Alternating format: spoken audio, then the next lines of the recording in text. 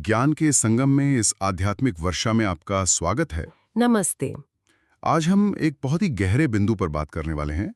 एक ऐसा क्षण जो घटा तो हजारों साल पहले कुरुक्षेत्र के मैदान में, लेकिन उसकी गूंज, उसकी प्रासंगिकता आज भी उतनी ही ताजा है। हाँ, हम बात कर रहे हैं श्रीमद् भगवद गीता के पहले अध्याय के श्लोक संख्या 31 की, अर्जुन का विषाद। बिल्कुल, और ये जो हमारी आज की गहरी चर्चा है, इसका आधार कप्तान श्याम बहादुर चौहान जी द्वारा संकलित बहुत ही विस्तृत और विचारोत्तेजक सामग्री है। जी, और हमारा मकसद सिर्फ श्लोक का शब्दार्थ जानना नहीं है। नहीं, बिल्कुल नहीं। बल्कि उस भावभूमि में उतरना है जहां अर्जुन जैसा महान योद्धा वो भी बिल्कुल टूट सा गया था। हम ये समझने की कोशिश करेंगे कि आखिर उनके इस दुख, इस मोह और युद्ध से पीछे हटने की इच्छा के पीछे कारण क्या थे, और क्यों ये समझना आज हमारे लिए इतना जरूरी है।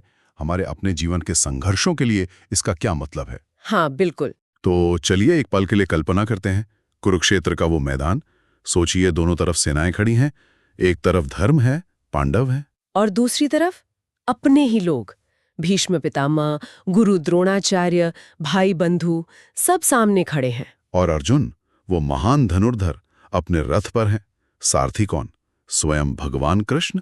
पर जैसे ही वो नजर दौड़ाते हैं, अपने ही प्रियजनों को शत्रु सेना में देखकर उनका गांडीव जैसे हाथ से फिसलने लगता है, मन कांप उठता है। ये समझना जरूरी है, जैसा आपने कहा, कि ये कोई साधारण डर नहीं था। नहीं, बिल्कुल नहीं। अर्जुन वीर थे, वो धर्म जानते थे, पर यहाँ एक धर्म संकट था। एक तरफ क्षत्रिय धर्म कहता था युद्ध करो, और दूसरी तरफ कुल का धर्म, स्नेह, अपने रिश्ते, वो उन्हें रोक रहे थे। अपनों को मारने की कल्पनाएं उनके लिए असहनीय थी। तो इसी भयानक मानसिक कश्मकश, इसी द्वंद्व को दिखाता है ये श्लोक। जी हाँ। तो क्या कहते हैं अर्जुन? क्या शब्द है उनके श्लोक है? तो क्या कहते हैं अर्जुन? क्या शब्द है उनके श्लोक है? न कांक्षे विजयम कृष्ण, न च राज्यम सुखानी च। किम नो राज्येनु गोविंदा, किम भोगर जीवितेन वा। आइए इसे थोड़ा खोलते हैं। न कांक्षे मतलब मैं नहीं चाहता, मेरी कोई इच्छा नहीं है। क्या नहीं चाहते अर्जुन? विजयम जीत।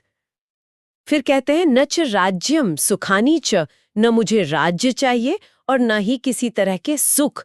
बहुत साफ कह रहे हैं अर्जुन, जीत, राजपाट, सुख कुछ नहीं चाहिए। और फिर वो सवाल पूछते हैं जो उनके दुख की असली जड़ है। हाँ, वो कहते हैं किम्नु राज्येन गोविंद, हे गोविंद, हमारे लिए इस राज्य का क्या मतलब?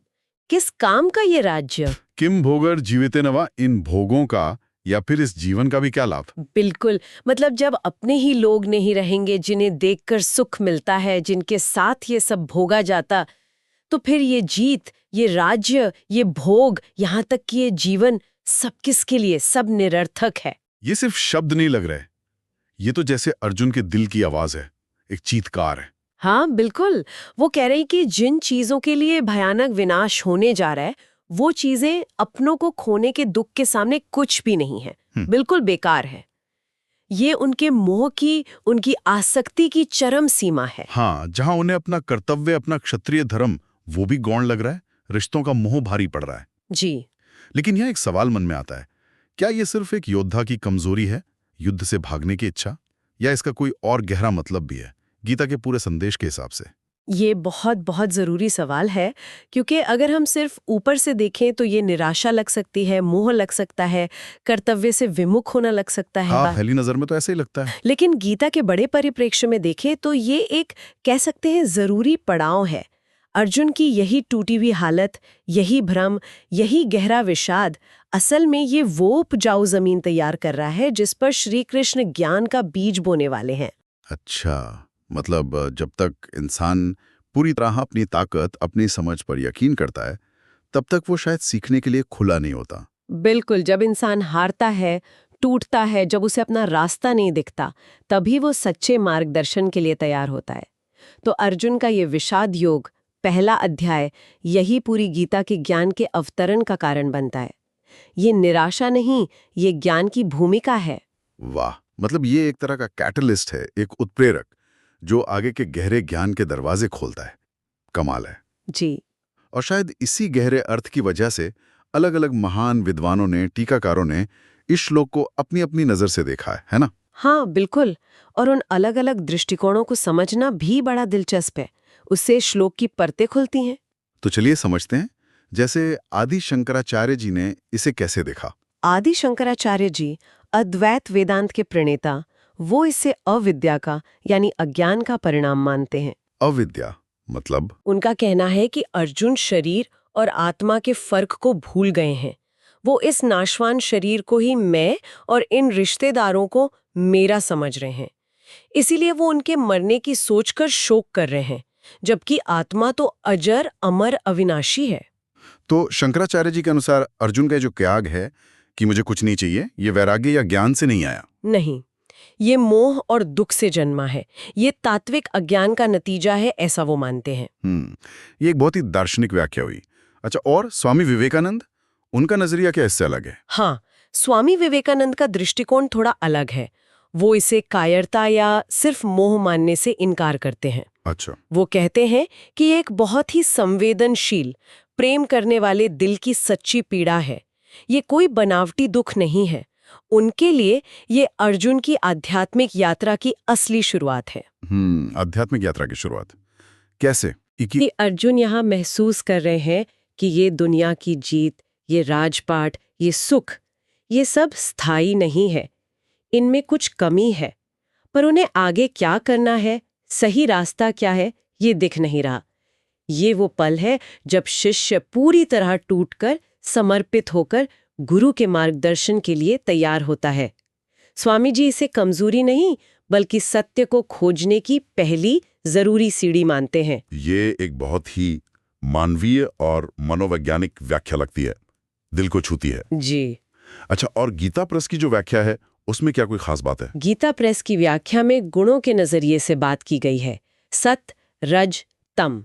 वो कहते हैं कि यहाँ अर्जुन के अंदर राजसिक यानी जुनून वाले और तामसिक यानी अज्ञान वाले भावों का असर कम हो रहा है। और सात्विक भाव बढ़ रहा है। हाँ, कुछ हद तक सात्विक भाव यानी अच्छाई, पवित्रता का भाव जाग रहा है, जहाँ फल की इच्छा कम होती है। लेकिन वो एक विरोधाभास भी दिखाते हैं। क्या विरोधाभास? कि सात्विक भाव में स्थित व्यक्ति अपने कर्तव्य से, अपने धर्म से पीछे नहीं हटता, जबकि अर्जुन यहाँ क्या कर रहे हैं, वो अपने क्षत्रिय धर्म यानी युद्ध करने के कर्तव्य से हटना चाह रहे हैं। हाँ, ये बात है। तो ये दिखाता है कि वो अभी पूरी तरह संतुलित नहीं है। उनके अंदर कर्तव्य और मोह का द्वंद्व भी चल रहा है। वो पूरी तरह सात्विक स्थिति में नहीं पहुंचे हैं। मतलब स्थिति अभी भी जटिल है। अच्छा, एक और व्याख्या का जिक्र था स्वामी अड़ंगानंद जी की। उन्होंने नह शब्द पर जोर दिया है। इसका क्या मतलब है? हाँ, ये भी एक बहुत महत्वपूर्ण पहलू है। स्वामी अड़ंगानंद जी नह यानी हमारे लिए इस शब्द पर ध्यान दिलाते हैं। वो कहते हैं कि अर्जुन का मोह सिर्फ अपने सुख के लिए नहीं है। अच्छा। वो ये सोच रहे हैं कि हम, मतलब ये पूरा परिवार, ये पूरा कुल, हम सब मिलकर इस राज्य का, इन सुखों का भोग कैसे करेंगे जब हमारे अपने ही लोग मारे जाएंगे। तो ये सिर्फ व्यक्तिगत स्वार्थ नहीं है, ये अपने स्व के मोह से ज्यादा अपने परिवार और कुल के लिए एक व्यापक मोह को दिखाता है। मतलब उनकी चिंता सिर्फ अपने लिए नहीं, बल्कि उन सबके लिए है जिन्हें वो अपना मानते हैं। जी हाँ, किसके लिए जीतेंगे, किसके साथ भोगेंगे, ये सवाल उनके मन में है। ये तो बहुत दिलचस्प है। देखिए, एक ही श्लोक और कितने अलग अलग फिर भी कहीं ना कहीं जुड़े हुए पहलू सामने आ रहे हैं। शंकराचार्य जी का तात्विक दृष्टिकोण, स्वामी विवेकानंद का मनोवैज्ञानिक और आध्यात्मिक, गीता प्रेस का गुणों पर आधारित विश्लेषण और स्वामी अड़ंगानंद जी का ये सामाजिक और पारिवारिक कोण, सब मिलकर एक पूरी तस्वीर बनाते हैं। बिल्कुल, हर व्याख्या एक नया आयाम जोड़ती है। तो अब आते हैं उस सवाल पर जो शायद हम सब के मन में सबसे ज्यादा उठता है। ये हजारों साल पुरानी बात, ये कुरुक्षेत्र का द्वंद्व, ये अर्जुन का विषाद, आज के हमारे जीवन में, इस भागदौड़ भरी, तनाव भरी दुनिया में इसका क्या मतलब है? ये कैसे प्रासंगिक है? इसकी प्रासंगिकता तो बहुत गहरी है और कई स्तरों पर है। सबसे पहले तो देखिए मानसिक स्तर पर। हाँ, मेंटल हेल्थ की बात आजकल बहुत होती है। बिल्कुल, आज की जिंदगी में कंपटीशन कितना है, सफलता का दबाव कितना है, तनाव कितना है, करियर में नाकामी, रिश्तों में कड़वाहट, उम्मीदों का टूटना, ऐसी स्थितियां आम हैं। हाँ, और इन हालात में कई बार इंसान बिल्कुल अर्जुन जैसा ही महसूस करता है। लगता है सब छोड़ दूं, क्या फायदा इस सबका? निराशा घेर लेती है। सही कहा। तो ये श्लोक हमें याद दिलाता है कि ऐसी जो चरम निराशा होती है वो अक्सर बाहरी हालात से ज्यादा हमारे अपने अंदर के मोह, हमारी अपनी गलत सोच, मैं और मेरा का जो दायरा है, का नतीजा होती है। मतलब प्रॉब्लम बाहर से ज्यादा अंदर होती है। हाँ, ज्यादातर। और इसका हल भाग जाने में या हार मान लेने में नहीं है, बल्कि सही समझ विकसित करने में है, अपनी सोच को सही दिशा देने में है। ये जानना ही अपने आप में एक राहत देता है कि हम अकेले नहीं हैं जो ऐसा महसूस करते हैं, और इसका कारण शायद हमारे अंदर ही है। अच्छा, और सामाजिक स्तर पर देखें तो? सामाजिक स्तर पर भी देखिए, हम रोज ही ऐसे संघर्षों से गुजरते हैं। अपनी इच्छाएं बनाम समाज की उम्मीदें, या जिम्मेदारियां, नैतिक मूल्य बनाम दुनियादारी का फायदा, परिवार के रिश्ते बनाम करियर की महत्वाकांक्षाएं। हाँ, ये दुविधाएं तो रोजमर्रा की हैं। हमें अक्सर ऐसे फैसले लेने पड़ते हैं जहां एक चीज को चुने तो दूसरी छूटती है, एक का फायदा दूसरे के नुकसान से जुड़ा होता है। अर्जुन की दुविधा क्या थी? राज्य यानी सत्ता, कर्तव्य, लाभ, या फिर अपने संबंधी यानी रिश्ते, स्नेह, मोह। बिल्कुल वही कश्मकश। तो ये श्लोक हमें प्रेरित करता है कि हम अपने फैसलों में संतुलन खोजें, खुद से पूछें कि हमारे फैसलों का आधार क्या है। क्या सिर्फ अपना फायदा है, या हम व्यापक हित, नैतिकता और धर्म के बारे में भी सोच रहे हैं? सही है। और आध्यात्मिक तौर पर ये हमें कहाँ ले जाता है? आध्यात्मिक रूप से तो ये श्लोक जैसे एक दरवाजा खोलता है, आत्म अन्वेषण का, सेल्फ इंक्वायरी का। कैसे? यह हमें रुककर सोचने पर मजबूर करता है। जिंदगी में असल में कीमती क्या है? क्या सिर्फ पद, पैसा, कामयाबी ही सब कुछ है, या कुछ और भी है जो हमें स्थायी शांति दे सकता है, जीवन को सार्थक बना सकता है? ये बड़ी सवाल है। जब कोई इंसान दुनियावी चीजों की, भौतिक उपलब्धियों की क्षण भंगुरता को, उनकी नश्वरता को गहराई से महसूस करता है, जैसा अर्जुन ने उस पल में किया, तभी वो असली गहरे सवालों की तरफ मुड़ता है। मैं कौन हूँ? मैं यहाँ क्यों हूँ?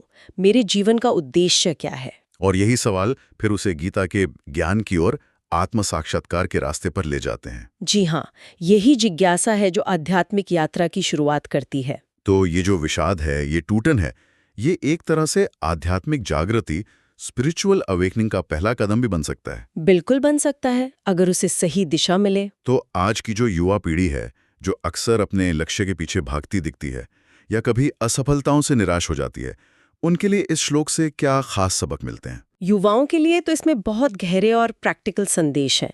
पहला तो यही कि हाँ, सफलता जरूरी है, सुख जरूरी है, पर वो जिंदगी का अकेला या आखिरी मकसद नहीं है। उनसे भी आगे कुछ है। हाँ, उनसे परे जीवन का एक उद्देश्य, एक पर्पस होता है, और अपना धर्म होता है, यानी सही कर्तव्य। सिर्फ जीतना काफी नहीं है, कैसे जीतते हैं ये ज्यादा मायने रखता है। क्या हमारी जीत किसी और को कुचलकर, किसी को दुख पहुंचाकर मिल रही है? ये बहुत जरूरी बात है। और दूसरा संदेश शायद मार्गदर्शन से जुड़ा हुआ। बिल्कुल। दूसरा संदेश है कि जब जिंदगी में कंफ्यूजन हो, निराशा हो, रास्ता न सूझे, तो हार मानकर बैठ जाना या भाग जाना कोई हल नहीं है। अर्जुन ने क्या किया? उन्होंने अपनी उलझन, अपना दुख कृष्ण के सामने रखा, उनसे मार्गदर्शन मांगा। हाँ, उन्होंने मदद मांगी। उसी तरह युवाओं को भी ऐसे मुश्किल पलों में किसी सही गुरु, मेंटर या किसी भरोसेमंद दोस्त या बड़े की तलाश करनी चाहिए, जो उन्हें सही रास्ता दिखा सके, उनकी उलझन दूर कर सके। अपनी प्रॉब्लम्स शेयर करना, मदद मांगना, ये कमजोरी नहीं है, ये समझदारी और हिम्मत की निशानी है। सही कहा। अक्सर लोग मदद मांगने में हिचकते हैं। और तीसरा, शायद सबसे गहरा संदेश क्या है युवाओं के लिए? तीसरा और शायद सबसे अहम संदेश ये है कि जीवन सिर्फ बाहरी चीजें हासिल करने या सुख भोगने के लिए नहीं है। असली खोज तो इस सवाल का जवाब पाने में है कि हम जी क्यों रहे हैं, जीवन का अर्थ क्या है। इस क्यों का, वाय का जवाब ढूंढ लेना, यही असली सफलता है। ये किसी भी बाहरी कामयाबी से कहीं बड़ी है। आपने स्रोत सामग्री में एक छात्र और उसके दोस्त की कहानी का उदाहरण दिया था, वो शायद यहाँ इस बात को और साफ कर सकता है। हाँ, वो उदाहरण इसे काफी प्रैक्टिकल बना देता है। सोचिए, एक बहुत होनहार छात्र है, वो एक बड़ी प्रतियोगिता जीतने के लिए जी जान लगा देता है, फाइनल में पहुंचता है, और सामने कौन है? उसी का सबसे जिगरी दोस्त। अच्छा। अब उसके मन में वही द्वंद्व चलता है, अगर मैं जीत गया तो मेरा दोस्त हारेगा, उसे कितना बुरा लगेगा। मेरे सबसे अच्छे दोस्त को हराकर मिली जीत ऐसे इनाम का, ऐसी खुशी का मेरे लिए क्या मतलब रह जाएगा? ये तो बिल्कुल अर्जुन वाली हालत हो गई। हाँ, बिल्कुल वही। युद्ध जीतना मुमकिन था, पर अपनों को मारकर मिली जीत उन्हें मंजूर नहीं थी। तो ये उदाहरण हमें सिखाता है कि कामयाबी का मजा तभी है जब वो नैतिक रूप से सही हो, जब वो हमारे मानवीय मूल्यों को, हमारे रिश्तों को तबाह न करे। जीतना जरूरी हो सकता है, पर रिश्तों और नैतिकता की कीमत पर नहीं। ये उदाहरण तो सच में दिल को छू गया और श्लोक के मर्म को आज के टाइम से जोड़ दिया इसने। अब अगर हम इस एक श्लोक के और व्यापक असर को देखें, तो ये हमारे जीवन के किन किन स्तरों पर असर डालता है? क्या इसका प्रभाव सिर्फ व्यक्तिगत ही है? नहीं, सिर्फ व्यक्तिगत नहीं, इसका प्रभाव कई लेवल्स पर देखा जा सकता है। व्यक्तिगत स्तर पर तो हमने बात की ही कि हमें आत्ममंथन के लिए प्रेरित करता है। हम अपने लक्ष्यों, इच्छाओं और जीवन के अर्थ के बारे में दोबारा सोचते हैं। हाँ, कि हम भाग क्यों रहे हैं और किस लिए। बिल्कुल। क्या हम सिर्फ बाहरी सफलता के पीछे दौड़ रहे हैं या अंदर की शांति और सार्थकता भी खोज रहे हैं? और पारिवारिक स्तर पर? पारिवारिक स्तर पर ये हमें रिश्तों की अहमियत याद दिलाता है कि भौतिक सुख सुविधाओं से बढ़कर इंसानी रिश्ते होते हैं। लेकिन यहाँ एक चेतावनी भी छुपी है। क्या चेतावनी? कि मोह इतना भी ज्यादा ना हो जाए कि हम अपने जरूरी कर्तव्यों से ही मुंह मोड़ लें। जैसे अर्जुन अपने क्षत्रिय धर्म से विमुख हो रहे थे, तो रिश्तों को निभाना और अपने कर्तव्यों का पालन करना, इन दोनों में एक संतुलन साधना बहुत जरूरी है। यही कुंजी है। हाँ, ये संतुलन साधना ही शायद सबसे मुश्किल काम है। अच्छा, क्या इसका कोई राष्ट्रीय या वैश्विक स्तर पर भी कोई मतलब निकलता है? नेताओं के लिए, पॉलिसी मेकर्स के लिए? निश्चित रूप से। राष्ट्रीय और वैश्विक स्तर पर जो लोग निर्णय लेते हैं, उनके लिए तो ये एक बहुत गहरा नैतिक दिशा निर्देश है। कोई भी बड़ा फैसला लेते समय, चाहे वो युद्ध का हो या अर्थव्यवस्था का या पर्यावरण का, सिर्फ फौरी फायदे, सत्ता या जीत को ही नहीं देखना चाहिए। उन्हें भी अर्जुन की तरह सोचना चाहिए। हाँ, उन्हें भी ये सवाल पूछना चाहिए, इस फैसले का इंसानियत पर क्या असर पड़ेगा? क्या ये नैतिक रूप से सही है? क्या इससे लंबे समय के लिए शांति और सबका भला होगा? सिर्फ जीत लेना या जीडीपी के आंकड़े बढ़ा लेना ही सब कुछ नहीं होता। मानवता और नैतिकता सबसे ऊपर होनी चाहिए। तो ये एक अकेला श्लोक व्यक्तिगत नैतिकता से लेकर ग्लोबल पॉलिसी तक हर जगह प्रासंगिक है। कमाल है जी। तो अगर हमें इस पूरी बातचीत का सार निकालना हो, एक मुख्य संदेश जो हमारे श्रोता अपने साथ लेकर जा सके, तो वो क्या होगा? सार यही है कि जीवन में जीत, सफलता, सुख, समृद्धि, ये सब चीजें तभी सार्थक हैं, तभी असली हैं, जब इन्हें पाने का रास्ता धर्म के अनुसार हो, नैतिक मूल्यों पर टिका हो। और इस पूरी प्रक्रिया में हमारे जो मानवीय रिश्ते हैं, हमारी आत्मा की जो शांति है, वो बनी रहे, उसको चोट ना पहुंचे। जब कर्म और धर्म का ये संतुलन बिगड़ता है, तभी अर्जुन जैसा दुख, वैसा विषाद पैदा होता है। और अगर वैसा विषाद पैदा हो जाए, तो उससे निकलने का रास्ता क्या है? उससे निकलने का रास्ता भागना नहीं है, रास्ता है ज्ञान। अर्जुन की निराशा हमें ये सिखाती है कि जिंदगी के जो मुश्किल पल होते हैं, जब लगता है सब बेकार है, वो असल में खुद को जानने का, गहरे सत्य को समझने का मौका होते हैं। मतलब उन पलों में रुकना चाहिए। हाँ, रुकना, सोचना और सही मार्गदर्शन लेकर खुद को दोबारा संभालना। अगर दुख को, विषाद को सही दिशा मिल जाए, तो वो ज्ञान और मुक्ति का दरवाजा बन सकता है। यही तो मानव कल्याण का गहरा सूत्र है। अपनी कमजोरियों को समझकर ही हम उनसे ऊपर उठ सकते हैं। ये तो बहुत ही शक्तिशाली और उम्मीद जगाने वाली बात है। इस बेहद गहरी और सार गर्भित चर्चा का आधार, जैसा हमने शुरू में बताया, कप्तान श्याम बहादुर चौहान जी द्वारा संकलित सामग्री रही। हम उनके हृदय से आभारी हैं। उनकी मेहनत ने हमें श्लोक की गहराइयों को छूने में बहुत मदद की। बिल्कुल, उनके हम आभारी हैं। और जाते जाते मैं श्रोताओं के मनन के लिए एक विचार छोड़ना चाहूंगी। जी जरूर। शायद जीवन की सबसे बड़ी विजय बाहरी युद्धों को जीतना नहीं है, बल्कि ये समझ पाना है कि कौन सा युद्ध लड़ने के लायक है और कौन सा नहीं। हमारे अपने जीवन में वो कौन सी अंदरूनी और भारी लड़ाइयाँ हैं जो सच में हमारे समय, हमारी ऊर्जा और हमारे ध्यान के लायक है, और किन बेकार के संघर्षों से ऊपर उठ जाना ही असली समझदारी और शांति का रास्ता है। वाह, बहुत गहरा सवाल छोड़ा है आपने। इस पर विचार जरूर करना चाहिए। जी। आज की इस अद्भुत चर्चा के लिए आपका बहुत बहुत धन्यवाद। धन्यवाद।